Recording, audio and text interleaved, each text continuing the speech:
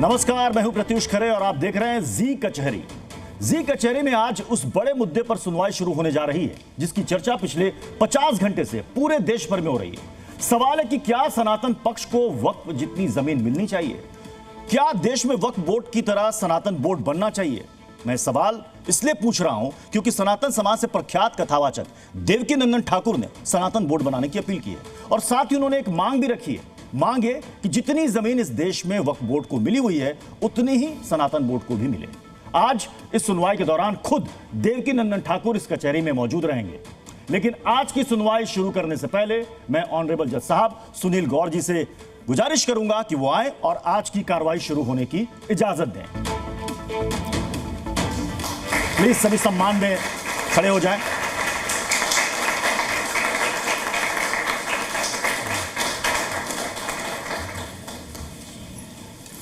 तो ऑनरेबल जज साहब, अगर आपकी इजाजत हो तो आज मुकदमे की सुनवाई शुरू की जाए। शुरू की जाए। हम अपने एक रिपोर्ट दर्शकों को दिखाएं और सभी पक्षों से अपने दर्शकों का परिचय कराएं। उसके लिए सर आपकी अनुमति की जरूरत होगी। कराइए जी।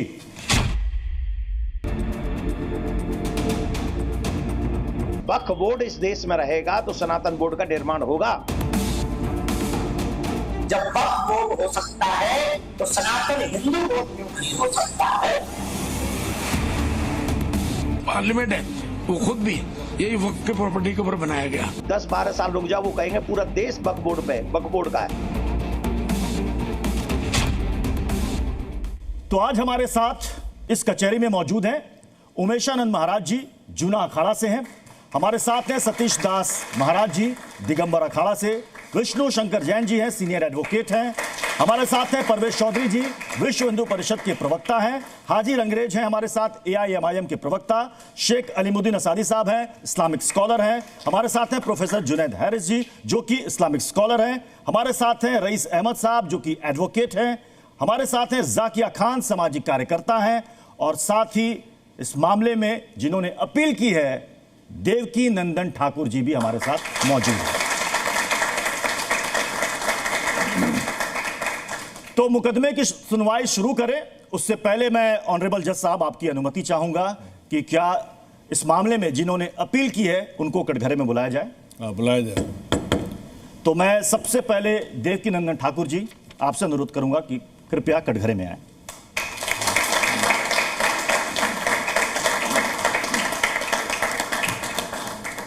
तो देवकीनंदन ठाकुर जी ने एक अपील की है और मांग की है कि देश में सनातन बोर्ड बनना चाहिए जैसे कि वक्फ बोर्ड है। सबसे पहला सवाल यही है देवकीनंदन ठाकुर जी, आपको इसकी जरूरत क्यों लग रही है? इतने दिनों से आपको जरूरत महसूस नहीं हुई, आज इसकी जरूरत क्यों लग रही है? और क्यों आपको ऐसा लग रहा है कि 10-12 साल के बाद पूरे देश पर वक्फ बोर्ड का कब्जा हो जाएगा? नहीं, देखिए, मैं वक्फ बोर्ड की बात भी करूंगा और सनातन बोर्ड की भी बात करूंगा। सबसे पहले तो हमें यह समझना चाहिए, हम जिस देश में रह रहे हैं वो उस देश का नाम भारत है और उस भारत का इतिहास जो है वो 2-4 साल पुराना नहीं है या 200, 400, 500 साल पुराना नहीं है।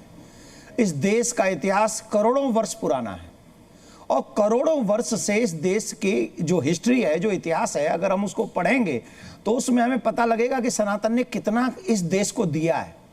लेकिन आज उस सनातन के साथ क्या हो रहा है? बालाजी के प्रसाद में हमको क्या खाने को मिल रहा है? हम लोग भगवान को क्या भोग लगा रहे हैं? आज हमारी जो स्थिति है, आने वाली जनरेशन को हम क्या जवाब देंगे? आज हमें जूस में मूत्र मिल रहा है पीने को, आज हमें भोजन में थूक मिल रहा है खाने को। हमारे मंदिर जो है सरकार के अंडर अब से नहीं है, जब से हमारा देश आजाद हुआ है कितने मंदिर हैं जो सरकार के अंडर है? ये सनातनियों के साथ न्याय हुआ है क्या? मैं तो जज साहब से आज निवेदन करूंगा, आप मुझे ध्यान से सुने और 100 करोड़ सनातनियों की भावना को आप समझिए कि हमारे मंदिर, हमारे देवालय, भारत आजाद हुआ था ना, तो भारत जब आजाद हुआ तो मंदिर आजाद क्यों नहीं हुए? सनातन के वो देवालय आजाद क्यों नहीं हुए? वो तीर्थ आजाद क्यों नहीं हुए? और जिन्होंने एक देश बना लिया था, अपना अलग ले लिया था, उनके लिए यहां भी वक्फ बोर्ड बना दिया। अगर यहां वक्फ बोर्ड बना तो क्या हिंदू पाकिस्तान में सनातनी बोर्ड बना? ना हमारी पाकिस्तान में सुनी गई, ना हमारी हिंदुस्तान में सुनी गई। हम कहां जाएंगे? तो ये मांग ऐसे वक्त में कब हो रही है क्योंकि जब यहाँ पर संशोधन की बात हो रही है, पहले क्यों नहीं उठाई? मैंने कहा था कि जांच अब करवाइए बालाजी के मंदिर की, प्रसाद में मिलावट करवाइए, मैंने कहा था। प्रसाद में मिलावट का वक्फ बोर्ड के संशोधन से क्या? इसलिए क्योंकि जब सनातन बोर्ड बनेगा ना, जब सनातन बोर्ड बनेगा तो हम अपने मंदिर तीर्थ स्थल जितने भी हैं, आने वाली जनरेशन है, उसका इतिहास है, उसके लिए हम देख रेख कर सकेंगे। इसलिए हमें सनातन बोर्ड चाहिए और इसलिए भी हमें उतनी ही जमीन चाहिए जितनी वक्फ बोर्ड की है। आप कहते हो ना भाईचारा, हम लोग भाई है ना, मैं भी मानता हूं भाई है। तो छोटे भाई को 9 लाख एकड़ करीब जमीन आप दे रहे हैं, बड़े भाई को कितनी देंगे? आप देंगे कि कह देंगे आप भागो यहां से? तो बड़े भाई होने के नाते हम ये दायित्व आपसे चाहते हैं कि अगर आप संवैधानिक पदों पर बैठे हैं, आपका ये मौलिक अधिकार है कि बड़े भाई को भी आप संविधान अधिकार दें और हमें भी 9 लाख एकड़ जमीन करीब दें और सनातन बोर्ड का निर्माण करें, जिससे हमारे देवालय सुरक्षित हो, हमारे मंदिर सुरक्षित हो, हमारे तीर्थ सुरक्षित हो और हमारी आने वाली जनरेशन सुरक्षित हो। लेकिन देवकीनंदन ठाकुर जी, अगर आप सनातन बोर्ड की अगर मांग करते हैं तो फिर देश में इस तरह की मांगे तो और उठने लगेंगी। सिख धर्म के लोग बोलेंगे हमारा बोर्ड होना चाहिए, ईसाई कहेंगे हमारा होना चाहिए, जैन कहेंगे हमारा होना चाहिए, बौद्ध कहेंगे हमारा होना चाहिए, पारसी कहेंगे हमारा होना चाहिए। ऐसे तो ना जाने कितने बोर्ड बन जाएंगे फिर देश में। फिलहाल तो मैं सनातन बोर्ड की बात कर रहा हूं और अगर ये कंट्री सेकुलर है तो सबको बोर्ड देने ही पड़ेंगे। अगर एक को दिया है तो सबको देने पड़ेंगे। ऐसा संभव नहीं है कि हम एक स्कूल में गए, 4-5 बच्चे पढ़ने के लिए गए, 4-5 बच्चे, ठीक है, वो सब अपना अपना टिफिन लेके आए, तो एक व्यक्ति अपना टिफिन छुपा के बैठ गया और बाकी का कहने लगा कि तुम हमको खिलाओ। अरे तुम क्यों खिलाओ भाई, तुम भी अपना टिफिन खोलो। तो आपने कहा आप खोलो, तो हम सब या तो सनातन बोर्ड जैसे हम मांग रहे हैं वैसे सब मांगेंगे। तो सबको, अगर संवैधानिक कंट्री है, सेकुलर कंट्री है, तो सबको वोट दो या फिर किसी को मत दो। सिंपल सी थिंग, या तो सबको दो या किसी को मत दो। अच्छा, ये मांग कि जितनी जमीन वक्फ बोर्ड के पास है उतनी ही जमीन सनातन बोर्ड को भी मिले, ये क्यों? आपको मालूम है हमारे मंदिरों के पास कितनी जमीन है और वो सारी जमीन सरकार ने अपने अंडर ले रखी है। आपको मालूम है हजारों मंदिर हैं, हजारों, और हजारों मंदिरों से कई सौ एकड़ जमीन लगी हुई है। आप जो अगर इनको ज्वाइन करेंगे, इनको जोड़ेंगे तो लाखों एकड़ जमीन तो वैसे ही हो जाएगी हमारे सनातन मंदिरों के पास में, जो आज सरकार उसे हैंडल कर रही है। वो हमारी लाखों एकड़ जमीन सरकार लेके बैठी हुई है और हमारे मंदिर का चढ़ावा सरकार लेके बैठी हुई है। उसका क्या प्रयोग हो रहा है वो सनातनियों को पता भी नहीं है। तो ये हमारे साथ न्याय नहीं, अन्याय है। उस अन्याय को न्याय में बदलने के लिए सनातन बोर्ड का होना कंपलसरी है, माय डियर, दैट्स व्हाई। लेकिन वक्फ में जो जमीन है, वक्फ में जो जमीन है, उसमें वक्फ का दावा कि ज्यादातर जमीन वो है जो उनको दान में दी गई है। किसने दी दान में? तो सनातन बोर्ड में जिसके गठन की मांग आप कर रहे हैं, उसमें जमीन आएगी कहां से? लोग दान करेंगे तभी तो आएगी, या कहीं भी आप फिर एक्वायर कर लेंगे, फिर आप पर भी सेम इल्जाम लगेगा। देखिए, हम एक्वायर नहीं करेंगे। पहली बात तो हम उसमें ये बात करेंगे, जितने भी हमारे देवालय मंदिरों की व्यवस्थाएं हैं वो जमीन है वो सनातन बोर्ड को मिले, पहले तो वही दे दो। और हम लगभग 50% में तो उसी में पहुंच जाएंगे। फिर हमारे देश में आज भी जनता 100 करोड़ से ज्यादा है। जब इनके लोग दान कर सकते हैं तो हमारे भी लोग दान करेंगे। 9 को अगर 18 न बना दे तो हमारा नाम बदल देना। अगर वक्फ बोर्ड है तो सनातन बोर्ड का निर्माण बहुत जरूरी है, अगर हम भारत में संस्कृति को बचाना चाहते हैं तो। यही मेरा निवेदन है आपके। असादी साहब, जज साहब, अगर आपकी अनुमति हो तो असादी साहब को मैं कटघरे में बुलाना चाहूंगा। असादी साहब, अगर सनातन बोर्ड बनता है तो आपको कोई दिक्कत? कोई दिक्कत नहीं है, कोई दिक्कत नहीं, कोई दिक्कत नहीं। और जितनी जमीन वक्फ बोर्ड को है उतनी जमीन की डिमांड, इसमें भी आपको कोई दिक्कत नहीं? इस पर दिक्कत है। क्यों दिक्कत है इसमें? दिक्कत इसलिए है, हमारी जो वक्फ प्रॉपर्टी है वो इसलिए है कि वो हमने दान की है। ये हुकूमत से मांग रहा है और हमारी जगह में से मांग रहा है। जितने मंदिर यहाँ दिल्ली में बने हुए हैं उसमें ज्यादातर संख्या हमारी वक्फ प्रॉपर्टी पर है। उस पे है, हमारी ऑन रिकॉर्ड है। हम कहते हैं, अभी कहते हैं, हम बताते हैं इनको, निजामुद्दीन के अंदर मंदिर है। आपको सुना है, आपने की जब तक क्या हो रहा है? जज साहब कह रहे हैं। असादी साहब, आपने कहा कि आपको सनातन बोर्ड गठित हो कोई दिक्कत नहीं है, लेकिन आप कह रहे हैं जमीन उतनी नहीं मिलनी चाहिए। वो क्यों नहीं मिलनी चाहिए? इनको इसलिए नहीं मिलनी चाहिए, ये जो वक्फ बोर्ड की मिसाल दे रहे हैं, वक्फ बोर्ड के अंदर हमारे यहाँ भी 85 साल से हम वक्फ के मुताबिक अपनी जगह को वक्फ बोर्ड में इसलिए देते हैं कि जो हमारा अपना इदारा बना हुआ है वक्फ बोर्ड, उससे हमारे एजुकेशन चले, इंस्टीट्यूट चले, हमारे यहाँ जो बेवकूफ हैं उनको वजीफे मिलते हैं उससे जी। और उसके अंदर जो है हुकूमत तो को क्या वक्फ बोर्ड जिस रेवेन्यू मकसद, देते हैं, वक्फ बोर्ड जिस रेवेन्यू मकसद देते के हैं लिए बना, वक्फ बोर्ड को। सादी साहब, वक्फ बोर्ड जिस मकसद के लिए बना उस मकसद को पूरा कर रहा है वो? अगर हुकूमत उसके अंदर हस्तक्षेप नहीं, ना मैं हुकूमत करे, की बात ही नहीं कर रहा। हुकूमत मैं अगर आपसे पूछ रहा हूं। मुखालफत ना करे, मैं आपसे हमारा पूछ रहा वक्फ हूं। बोर्ड कर्नाटक का, हमारा वक्फ बोर्ड महाराष्ट्र का, हमारा वक्फ बोर्ड तमिलनाडु का पूरा इंस्टीट्यूट चला रहा है और कामयाबी के साथ चल रहा है। उसके अंदर हिंदू, मुसलमान, सिख, ईसाई सब बच्चे एजुकेशन लेते हैं और वह दे रहे हैं हम लोग। जी, आप कह रहे हैं कि आपको वक्फ बोर्ड में जितनी भी जमीनें हैं लोगों ने वो दान में दी जमीन है जी। आप तो सर मंदिर और गांव की जमीन तो छोड़ दीजिए, आप तो देश की संसद पर भी दावा ठोक देते हैं। नहीं, वो हमारी प्रॉपर्टी पे बना हुआ है इसलिए ठोकते हैं, हमारा झूठा दावा नहीं है। आपकी प्रॉपर्टी पे बना हुआ सच्चा दावा है। है फिर कल को आप कहेंगे, आज भी खबरें थोड़ी है फिर कल को आप अभी कहेंगे नया कि संसद पूरे बना देश की है, जितनी भी नया जमीनें संसद सब पर भवन सब बना पर है, वक्फ दावा उसके है। अंदर हमारे 2 कब्रिस्तान साफ कर दिए लोगों ने। देखिए, हमने उसमें अपनी जो है मतलब असादी नाराजगी जाहिर साहब, करा मतलब है। आप जो कह रहे हैं और बदरुद्दीन अभी भी- अजमल साहब जो कह रहे हैं अभी इसमें भी कोई मैं फर्क नहीं चलता हूं है। आपको। मैं जरा वो आप बयान अपने सुनाना मौजूद हैं। चाहूंगा, बड़े अपने नेता मौजूद हैं, हैं संसद बदरुद्दीन भवन अजमल में साहब, आप उन्होंने देश की संसद को लेकर कैसे दावा ठोका था वो आपको सुनाते हैं। हमने 15 साल 16 साल में रहा हूं, हर तरफ एक ही आवाज था कि पार्लियामेंट भी खुद, और आप लोग रिसर्च करेंगे मिलेगा, वक्फ की प्रॉपर्टी का लिस्ट आज पूरी दुनिया में आ चुका है। उस पार्लियामेंट है वो खुद भी पूरा का पूरा इलाका, वसंत विहार का पूरा इलाका एयरपोर्ट तक, यहाँ तक के बहुत से लोग कहते हैं कि एयरपोर्ट भी यही वक्फ की प्रॉपर्टी के ऊपर बनाया गया। अब बताइए सादी साहब, आपने तमिलनाडु के एक 1500 साल पुराने एक मंदिर पर दावा ठोक दिया, वहां की गांव की जमीन पर दावा ठोक दिया, अभी रिसेंटली आपने कर्नाटक में लगभग आपने 1200 एकड़ जमीन, किसानों की जमीन, उस पर आपने दावा ठोक दिया। मैं आपको बताऊं, सारा नेशनल आर्काइव्स में हमारा गजट मौजूद है। अगर किसी ये जितने बैठे हुए सिंधु परिषद वाले वहां जाकर थोड़ा सा अपनी बुद्धि लगाए, उन गजटों को पढ़े जाके, जो हमारी प्रॉपर्टी महफूज है आज तक, वहां जाकर पढ़े ये वो तस्वीर भी देखिए, वो तस्वीर असादी साहब वो तस्वीर भी हम आपके सामने दिखा रहे हैं कि जहां जहां आपने दावा ठोका है, सिर्फ दावा ठोक देने भर से नहीं हो जाता, आपके पास कुछ का कोई सबूत होना चाहिए।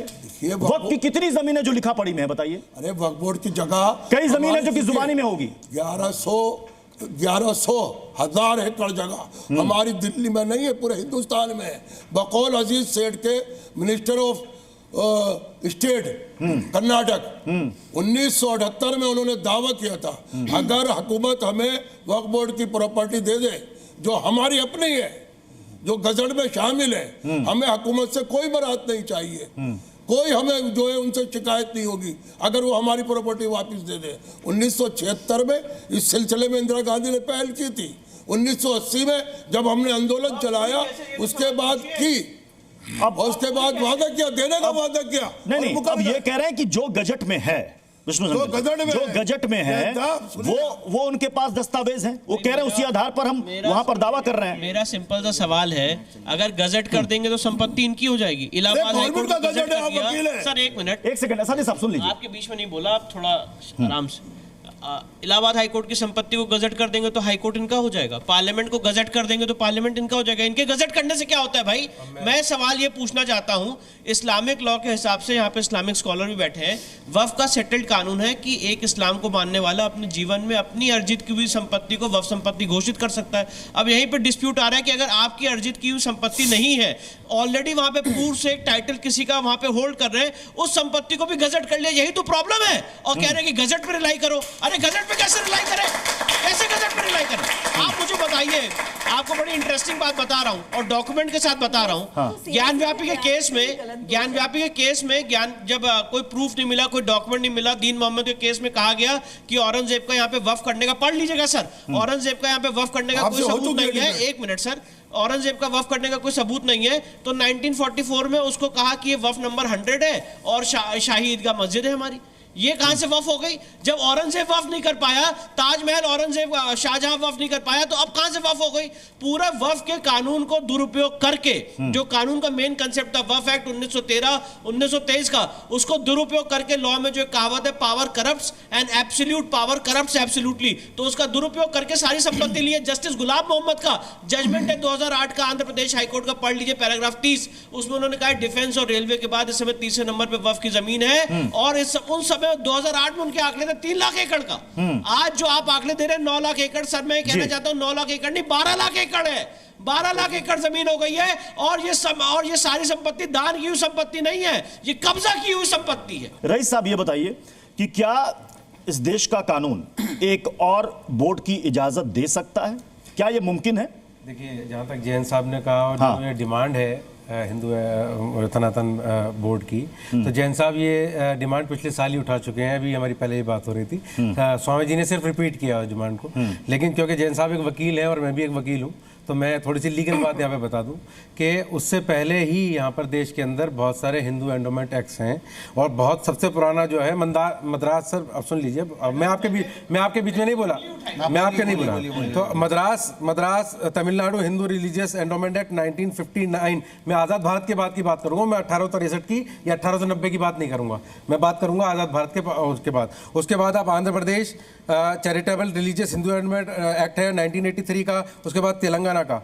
भारत के अंदर जो ये जो मिथ फैलाया गया है, जो गलतफहमी फैलाई जा रही है कि रेलवे और डिफेंस के बाद वक्फ बोर्ड की सबसे ज़्यादा ज़मीनें हैं, मैं पिछली डिबेटों में भी बात कह चुका हूं कि क्लियर तौर के ऊपर ये ऑन द रिकॉर्ड बात है कि अकेले तमिलनाडु हिंदू एंडोमेंट एक्ट के पास और आंध्र प्रदेश एंडोमेंट एक्ट के पास जितनी ज़मीन है वो पूरे भारत में वक्फ बोर्ड के पास नहीं है तो चेक कर लीजिए, जैन साहब मुझे बता दें, नहीं तो मैं इन्हें प्रूफ दूंगा। मैं जवाब दे दूं? जी जी बिल्कुल। अभी सर ने यहाँ पे कुछ उदाहरण एंडोमेंट एक्ट्स का उदाहरण दिया, मैं बहुत जिम्मेदारी से कहना चाहता हूं कि इस एंडोमेंट एक्ट को और जरा वफ एक्ट को कंपेयर कर लीजिए। बताइए आप हैरान करना चाहते हैं? सर देखिए, आपके बीच में नहीं बोला। रईस जी कचहरी चल रही है, कचहरी चल रही है। जज साहब कुछ कहना चाह रहे हैं, जज साहब को भी सुन लीजिए, जज साहब को भी सुन लीजिए। 1976 का ये लेटर है, सुन लीजिए, आपको सबूत चाहिए ना, आपको सबूत चाहिए, ये एक सेकंड इस पेपर में क्या है? एक सेकंड, ये पेपर में क्या है? जज साहब ये देखिए, मैं बता दे रहा हूं, एक सेकंड, मैं जज साहब को दीजिए, जज साहब ये देख ले, इन्होंने 1976 ये कहा है कि हमारे पास एक डॉक्यूमेंट है। श्रीमती इंदिरा गांधी जब प्रधानमंत्री हुआ करती थी, उन्होंने सारी स्टेट को ये लेटर लिखा था कि जो वक्फ बोर्ड की जमीनें सरकार के कब्जों में है, राज्य सरकारों के, वो या तो उनका मुआवजा दे या फिर उनको खाली करें जगहों को, या उनका जो है मार्केट रेट से किराया दें। आप ऐसी बातें कर रहे हैं जी, आप उस कैमरे पे दिखा सकते हैं। पैराग्राफ नंबर 30 जस्टिस गुलाम मोहम्मद का जजमेंट है आंध्र प्रदेश हाईकोर्ट का। विष्णु शंकर जैन और देवकी नंदन ठाकुर के आंकड़े नहीं है। आंध्र प्रदेश हाईकोर्ट, सर आपको भी व्हाट्सएप कर देंगे, पढ़ लीजिएगा, इसको जूम भी करते रहे, देख लीजिए क्या लिखा है पैराग्राफ 30 में आंध्र प्रदेश हाईकोर्ट ने। डिफेंस और रेलवे के बाद तीसरे नंबर पे, डिफेंस और रेलवे के बाद तीसरे नंबर पे सबसे ज्यादा जमीन वक्फ बोर्ड के मेरे आंकड़े नहीं है, गुलाम मोहम्मद, जस्टिस गुलाम मोहम्मद के आंकड़े। पहली बात। दूसरी बात, इन्होंने यहाँ पे कहा तमिलनाडु के एक सेकंड, रईस जी आपने अपना पक्ष रख लिया, दूसरे पक्ष को भी सुना जाए। जी आप अपना पक्ष रखिए। उन्होंने कहा तमिलनाडु का एंडोमेंट एक्ट और कर्नाटक का एंडोमेंट एक्ट, अलग अलग एंडोमेंट एक्ट यहाँ पे गिना दिए। सर उस एंडोमेंट एक्ट में क्या हो रहा है? उस एंडोमेंट एक्ट में मंदिर का अधिग्रहण हो रहा है।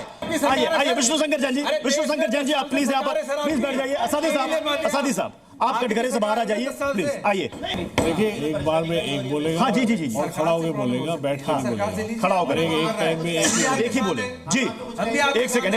अब मैं जज साहब आपसे अनुमति लेना चाहूंगा कि एक बार फिर से मैं देवकी नंदन ठाकुर जी को कटघरे में बुलाना चाहता हूं, अनुमति है? इजाजत है। देवकी नंदन ठाकुर जी एक बार फिर से कटघरे में आइए, क्योंकि इस मामले में आप ही अपील करता है तो सबसे ज्यादा सवाल आप ही से यहां पर होंगे। हालांकि दोनों पक्ष हैं, एक एक करके अपनी बात वो रख रहे हैं अपने पक्ष में, लेकिन सवाल देवकीनंदन ठाकुर जी ये है कि जिस सनातन बोर्ड के गठन की बात आप कर रहे हैं उसका कोई एक स्ट्रक्चर, उसका एक ढांचा, एक खाका आपके दिमाग में होगा कि वो बोर्ड कैसा होगा, पूरी तरीके से सरकार के नियंत्रण में होगा? क्या ये बोर्ड बिल्कुल वक्फ बोर्ड के स्ट्रक्चर जैसा होगा? सबसे बड़ी बात, सनातन बोर्ड को हमारे 4 शंकराचार्य जैसा जो सनातन को रन करते हैं, उनके बताए हुए मार्ग पर पूरा सनातन चलता है, तो हम उनमें से एक या दो शंकराचार्यों को या जो भी सरकार नियुक्त करे या हमारा सनातन नियुक्त करेगा वो उसके कर्ता धर्ता होंगे, लेकिन सरकारी ऑफिसर उसमें हम कोई नहीं रखना चाहेंगे। सरकारी ऑफिसर अब बता रहे हैं, वही रीजन बता रहे हैं, वहीं आ रहे हैं। ये जितने भी हमारे मंदिर हैं आज जो सरकार के अंडर हैं, उनमें सारे मंदिर में तो सरकारी ऑफिसर ही हैं। ज्वालाजी में अभी दो ऐसे ऑफिसर हैं जिनका मैं नाम नहीं लूंगा, नहीं तो भड़क जाएंगे आप, और मैं चाहता नहीं भड़कें। मैं चाहता हूं ये बहस वाकई दिमाग में जानी चाहिए, जुबान पे नहीं। मैं ये चाहता हूं कि ज्वालाजी का मंदिर वहां पूजा करने कौन जाता है, और वहां हेड ऑफ द ऑफिसर किसको रखे हुए हैं आप? बालाजी में पूजा करने कौन जाता है? वहां उस ट्रस्ट का चेयरमैन कौन है? या वहां कोई भी कैसे जा सकता है? इस सरकारी ऑफिसर सैलरी लेते सर, वो श्रद्धा सैलरी से नहीं आ सकती। श्रद्धा तो उसी की आएगी जो 4 बजे उठेगा जी, स्नान करेगा और ठाकुर जी के लिए पवित्रता का ध्यान रखेगा। जो लोग प्याज लहसुन नहीं खाते उनको ऐसा दे दिया तो वो कोई सनातनी ही कर सकता है।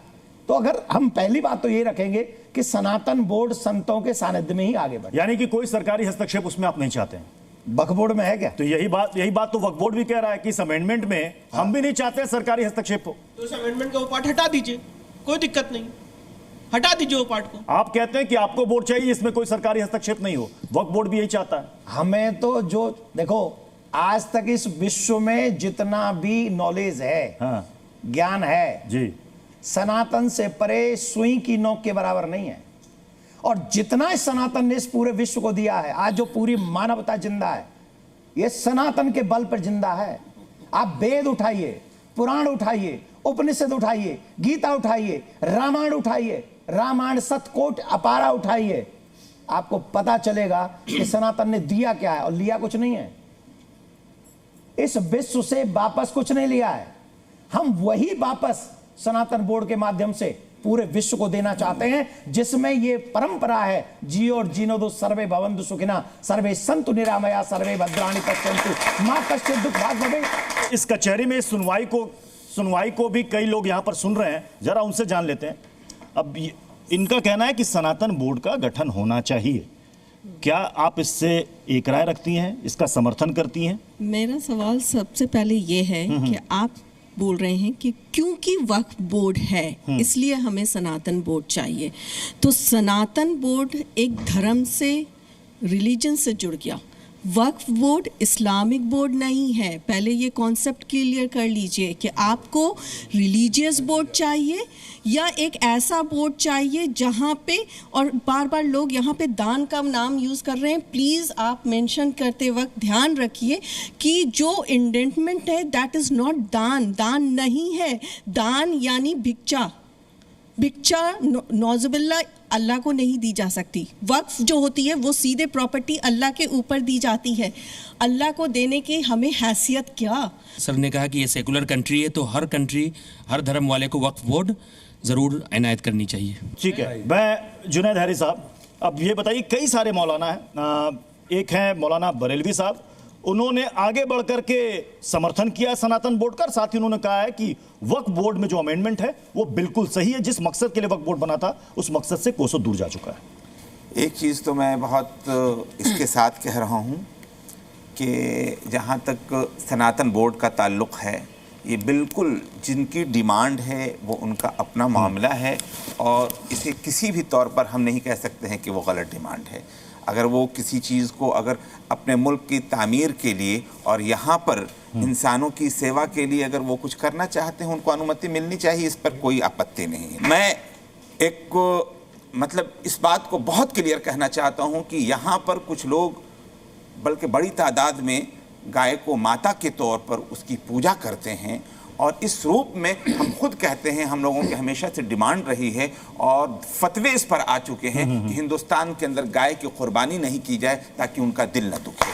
तो मैं तो जुनैद साहब, आता हूं, जो मूल सवाल था, क्या आप इसके समर्थन में हैं? सनातन बोर्ड कह रहा हूं, मैं तो समर्थन होना चाहिए, होना चाहिए। सर, अगर आपकी इजाजत हो तो मैं हाजी रंगरेज जी से कुछ सवाल कर सकता हूँ? हाँ, पूछिए। हाजी रंगरेज जी, देवकीनंदन ठाकुर ने कहा कि हमने सभी राजनीतिक दलों से समर्थन मांगा है कि सब कोई आगे आए और सनातन बोर्ड का समर्थन करें। आप इसके हक में हैं? देखिए गुरुजी का जो है लगातार इस तरीके का बयानबाजी रखना और लाइमलाइट में आने के लिए इस तरीके की बात करते हैं, तब कि ये खुद शायद सुनिए सर सुनिए ये इस तरीके की बात इनका ये पैटर्न है, ये इनका पैटर्न है। बैठिए। देवकीनंदन ठाकुर जी, जो बातें यहाँ पर विष्णु शंकर जैन जी ने रखी, एक मोटा मोटा इन्होंने खाका बताया, क्या यही मांग है आपकी?